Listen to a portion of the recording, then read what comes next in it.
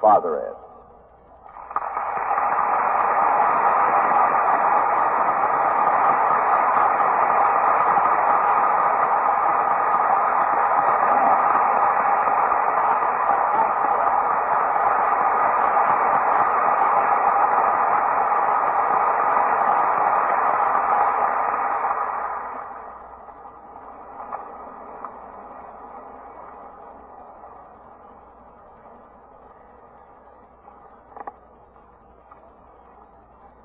I forgot to bring my store keys.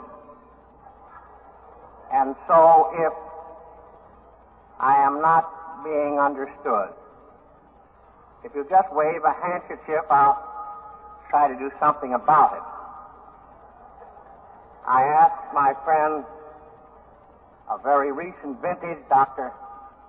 Shoemaker, to say a prayer for me and for you during this talk. And he said, God is with you. And I think you know what he meant, and it is reassuring. And I think in the spirit of the 11th step, through prayer and meditation, try to improve our conscious contact with God. May I suggest a few thoughts on the three words of our assignment: God, we, and understand. And if you will listen with your hearts, as I know you have during this whole meeting, rather than your ears, I think God will bless us. Man trying to understand God somehow reminds me of a definition of psychiatry, which I just heard a day or two ago. It is the id being examined by the odd. And I think that could be our breakdown of topics. The id, the primary reservoir of power. God. Examine could mean understand, and the odd is us. First of all, us. We are three things, I think: alcoholic, Alcoholic Anonymous, and agnostic. Alcoholic, which means to me that we have the tremendous drive of fear, which is the beginning of wisdom. We have the tremendous drive of shame, which is the nearest thing to innocence. Sackville Mallon, Honorable Secretary of all Irish alcoholics of both Irelands, likes to quote some author whose name I forget. And he says, alcohol doth do more than Milton can to make straight the ways of God to man. Alcoholics Anonymous, not merely alcoholics, but Alcoholics Anonymous. Bill spoke last night of the outside bouncer in Alcoholics Anonymous, John Barleycorn. But I've always felt that there's an inside bouncer who is crueler. And that is a corporate sneer for a phony. And who of us is not a phony? I think that is in all groups. You have the problem of people of lynx-eyed virtue. And that is a drive. Third qualification, I think we are agnostic. I believe there are three groups qualitatively in AA. First of all, they are the devout, who didn't seem to be able to apply their old line religious truth, agnostic as to application. Then there are the rusty,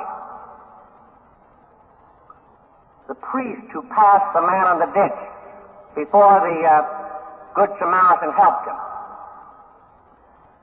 A very good priest friend of mine who says, I really think that the first thing we shall say when we get to heaven is, my God, it's all true. I think all of us are rusty in some phases of either our substantive or applicational beliefs. And then there are the sincere 18-carat agnostics who have difficulty with that spiritual hurdle. The second word is understand.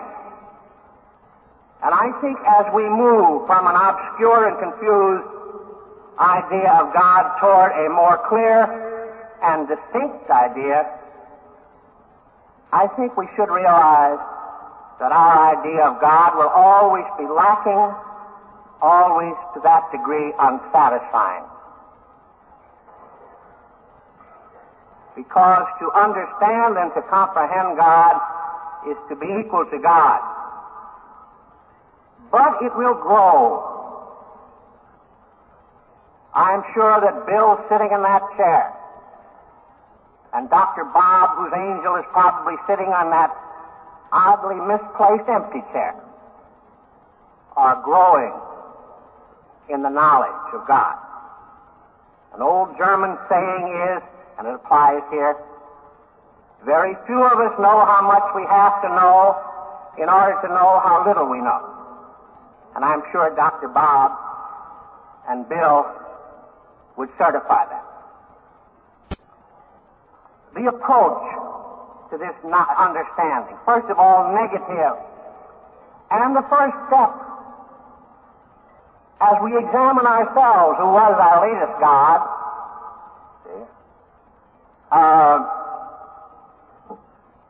is a fine approach to God.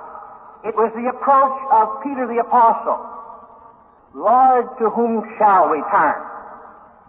I think we should realize that I doubt if there's anybody in this hall who really ever sought sobriety. I think we were trying to get away from drunkenness. I don't think we should despise the negative. And I know I have a feeling that if I ever should find myself in heaven, I think it will be from backing away from hell. Now,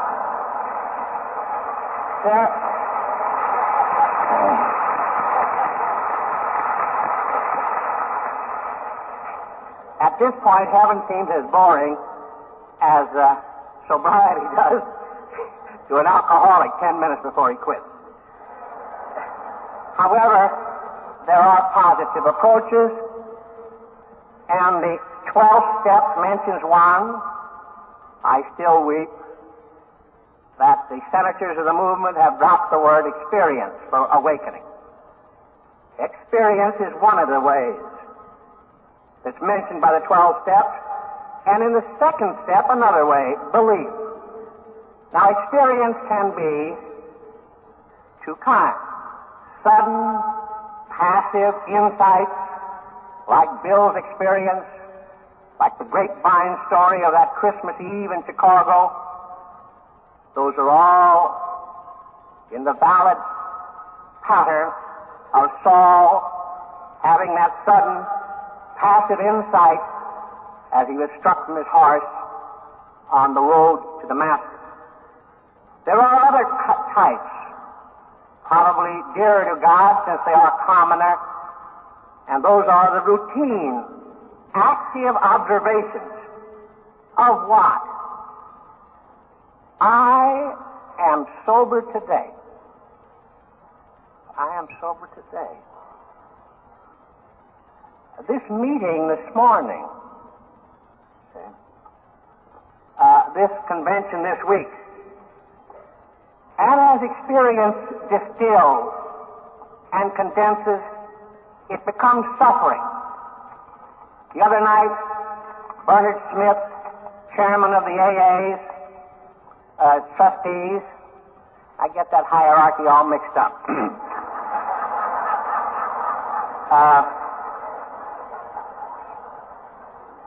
Said something which to me was so good that I took it down. He said, the tragedy of our life is how deep must be our suffering before we learn the simple truths by which we can live. Sometime before Whittaker Chambers became a well-known character, in his sister publication, he was on Time then, he wrote in Life an article called The Devil. And quoting Satan, Whittaker Chambers says this, here's Satan talking. And yet it is at this very point that man, that monstrous midget, still has the edge on the devil. He suffers. Not one man, however base, quite lacks the capacity for this specific suffering, which is the seal of his divine commission. The second approach, which is mentioned in the second step, came to believe. I've known some of my Catholic friends who at that step said, well, I believe already, so I don't have to do any caming. And in a great burst of kindness, they kept drinking to let the Protestants catch up with them.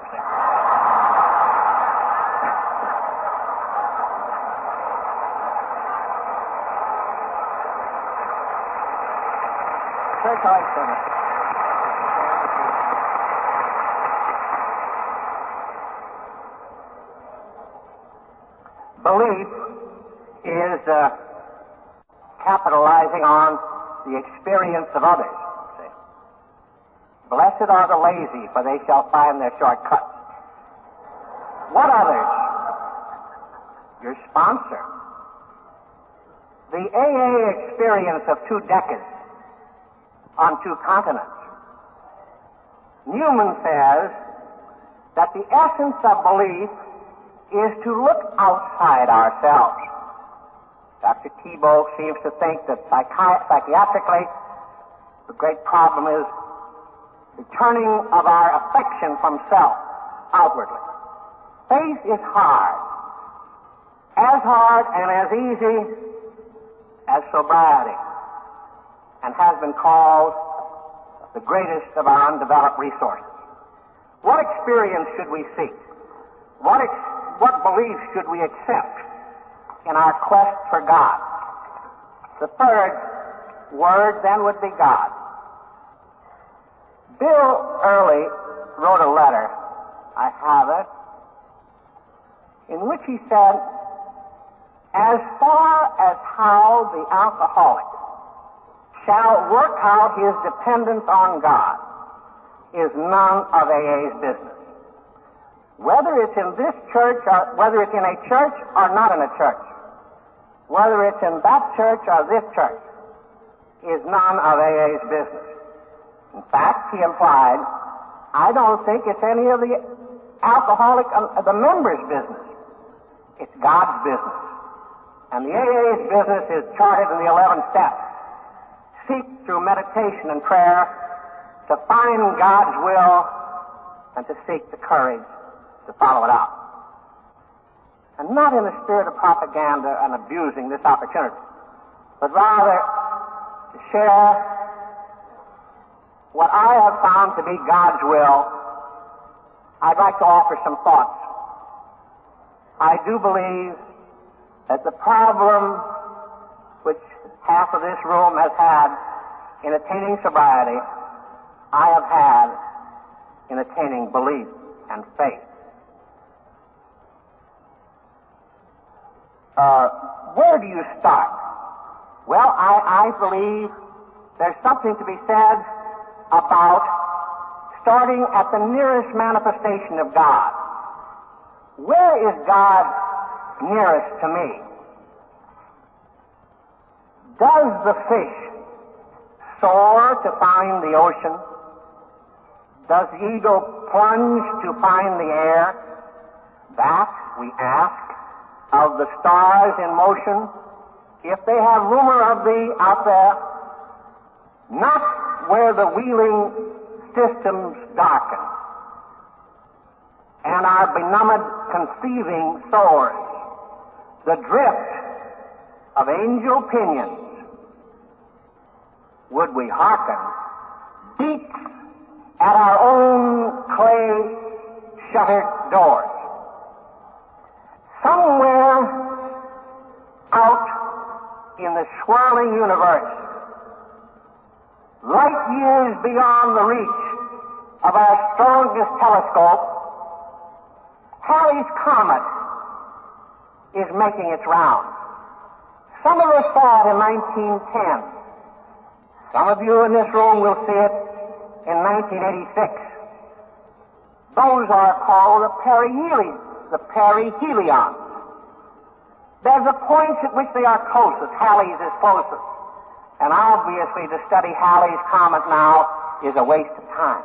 It must be done at 1910, or it must be done in 1986, when it's closest. Where is God's perihelion? Where is God's nearest? When is God nearest? Is God nearest? Life magazine, in this recent article on the great religions and the great leaders,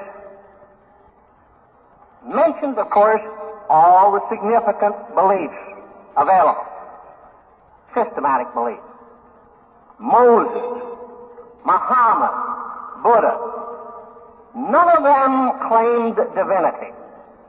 None of them ever claimed that, for routine purposes, that God is visible on earth, save one. And that is the man who said, "He who seeth me seeth the Father." That's blasphemy, a lie, or the truth. He said, "I and the Father am one." Before Abraham was, I am. And even to escape crucifixion, he wouldn't hedge on the accuser's indictment, who felt that he was guilty of blasphemy. And his answer was to the claim, "Thou hast said it." Dostoevsky says that faith in the divinity of Christ is the Christian faith, pure and simple. And down the ages, that has been the central belief of his followers. Of all the life's series of religions, the Christianity claims to present God at the closest perihelion. We know AA's 12 steps of man toward God. May I suggest in God's 12 steps toward man, as Christianity appeals to me. The first step is described by St. John, the Incarnation. The Word was God, and the Word became flesh and dwelt amongst us. And he turned his life and his will over to the care of man as he understood him. The second step, 9 months later, closer to us in the circumstances of it, is the birth, the nativity. Third step, the next 30 years, the anonymous, hidden life. Closer because it is so much like our own. The fourth step, then 3 years of the public life. Closer to us because it met our cravings, our aspirations, his teaching, his example. Our Lord's Prayer. The fifth step, his emphasis in that public life was to people like ourselves, sinners, wine bibbers, poor, Skid Row panhandlers. The sixth step, the fifth step, I guess sixth, bodily suffering, including thirst, on Calvary. The next step, soul suffering in Gethsemane. That's coming close. How well the alcoholics know and how well he knew humiliation and fear and loneliness and discouragement and futility. Finally, death, another step closer to us. And I think the Pietà, where a dying God rests in the lap of a human mother, is as far down as divinity can come and probably the greatest height that humanity can reach. And down the ages, he comes closer to us as head of a sort of a Christians Anonymous, a mystical body laced together by his teachings. Whatsoever you do to the least of my brethren, you do to me. I can fill up what is wanting in the sufferings of Christ. I was in prison and you visited me. I was sick. I was hungry and you gave me to eat. The next step, 10th, the Christian church, which I believe is Christ here today. I think a great many sincere people feel, and they're in the room, they say, I like Christianity, but I don't like churchianity. And I can understand that.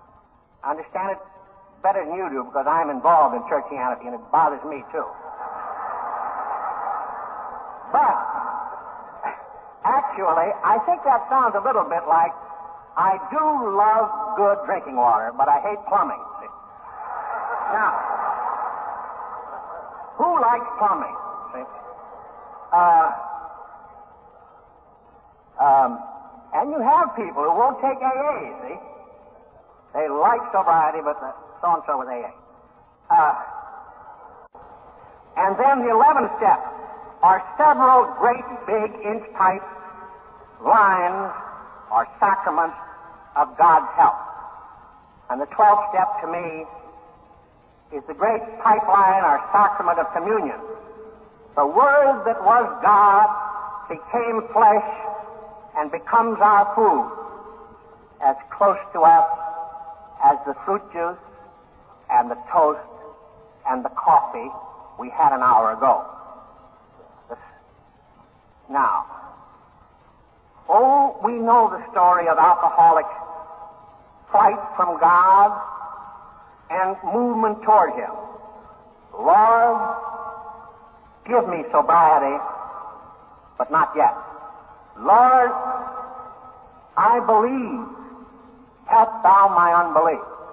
I don't think there's an AA in this room who isn't worrying about one of those steps. And praise God, Lord, let me make that step, but not yet.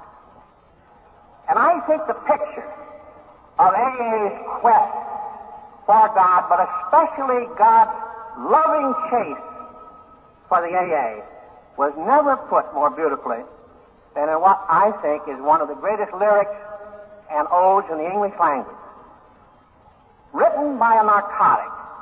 And I think alcohol is a narcotic, so he might be able to make it. It's a poem called The Hound of Heaven that likens God to a hunting dog. Let me just pull off a few of the lines and I'll sit down. I fled him down the nights and down the days. I fled him down the arches of the years. I fled him down the labyrinthine ways of my own mind, and in the midst of tears, I hid from him.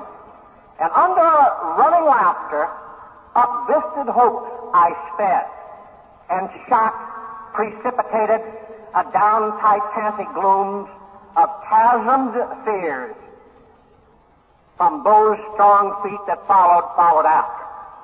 But, and here's his description of God, with unhurrying chase and unperturbed pace, deliberate speed and majestic instancy, they beat, and a voice beat more instant than the feet.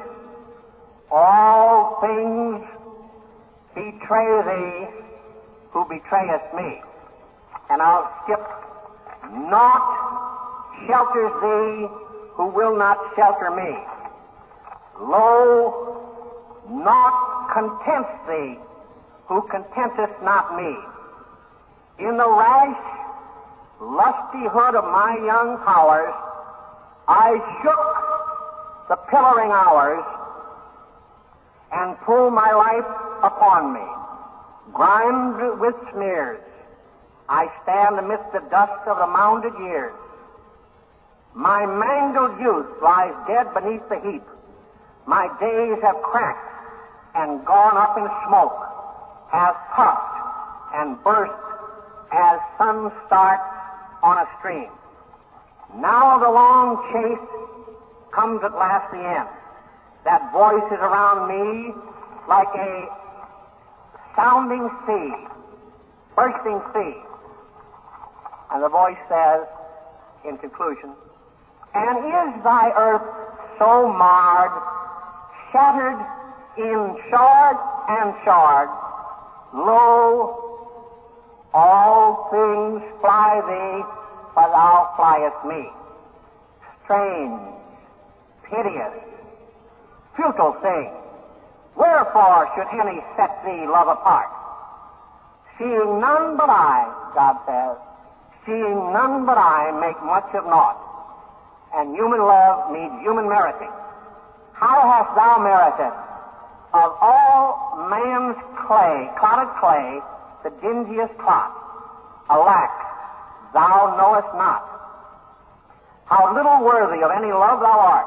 Whom wilt thou find to love ignoble thee, save me, save only me?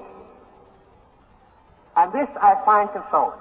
All which I took from thee I did but take, not for thy harms, but just that thou might seek it in my arms. All which thy child's mistake fancies as lost, I have stored for thee at home. Rise, clasp my hand, and come. And the alcoholic or the non-alcoholic answers, halt, by me that footfall is my gloom after all, shade of his hand outstretched caressingly. And God's answer, fondest, blindest, weakest, I am he whom thou seekest. Thou drovest love from thee, who drovest me. Thank you.